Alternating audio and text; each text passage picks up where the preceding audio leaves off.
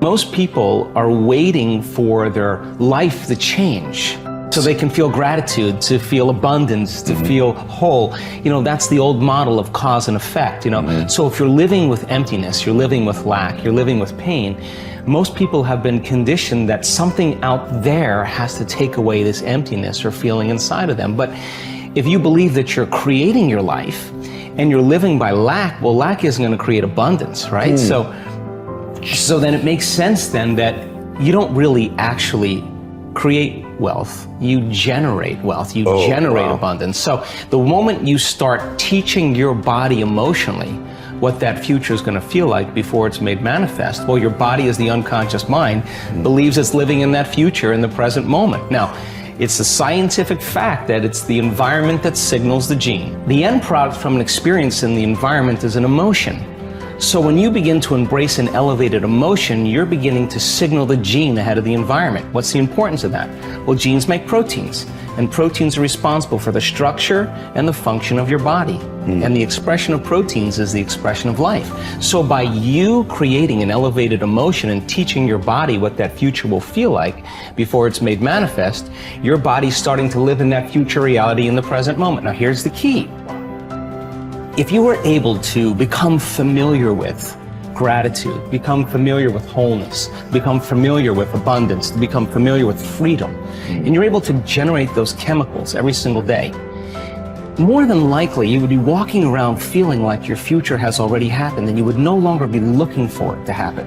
You would already feel like it has happened. Now, what is the importance of that? Well, you're literally becoming somebody else. So you're leaving your lack, you're leaving your guilt, you're leaving your emptiness behind. Your personality, literally, Ed, is made up of how you think, how you act, and how you feel. And how you think, how you act, and how you feel is your personality, and your personality is intimately connected to your personal reality, your life. So then if you want to change your life, your personal reality, you got to change your personality. And here we go again. You got to start becoming conscious of your unconscious thoughts. You got to start noticing how you act, how you speak. You got to pay attention to how you're feeling. Some people would live in guilt their whole entire life and don't even know it's guilt because at least it feels like them. So then when you start doing that, you begin to objectify your subjective self. So then when you begin to make small changes, back to thought, a new thought should lead to a new choice. A new choice should lead to a new behavior. A new behavior should create a new experience, and a new experience should create a new emotion. And that new emotion is teaching your body chemically to understand what your mind has intellectually understood. Now your body is embodying the truth.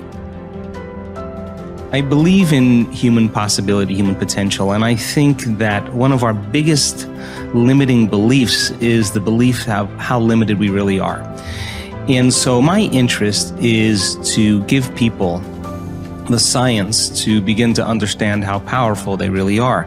And I think that science really is the language that does that really well. And the new sciences like quantum physics and neuroplasticity, neuroscience, neuroendocrinology, psychoneuroimmunology, the mind-body connection, epigenetics, all of those sciences point the finger at possibilities. So I want to create a language for people from a philosophical or theoretical standpoint for them to begin to understand what's possible.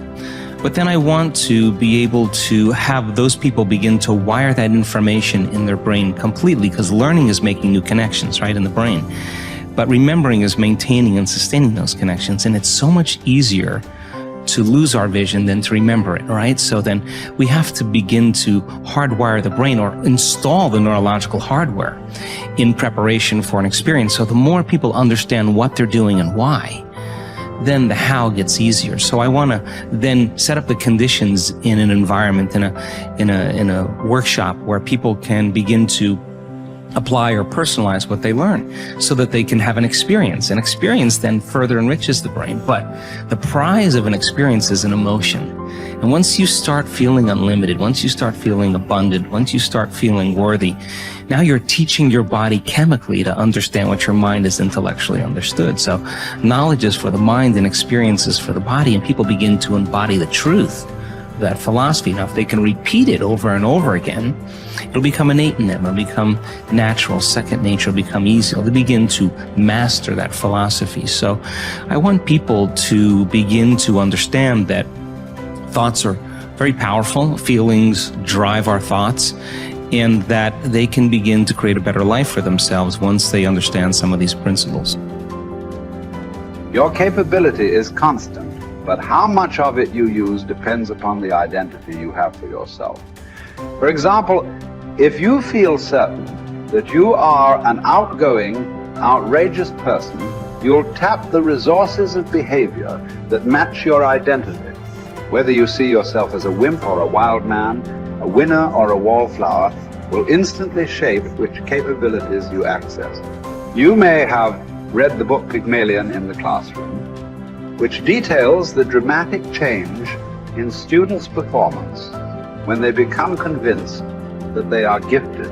Time and again, researchers have shown that students' capabilities are powerfully impacted by the identities they develop for themselves as the result of teachers' belief in their level of intelligence. In one study, a group of teachers were told that certain students in their classes were truly gifted and to make sure that they challenged them to continue to expand. As can be expected, these children became the top achievers in their class. What makes this study significant is that these students had not actually demonstrated higher levels of intelligence.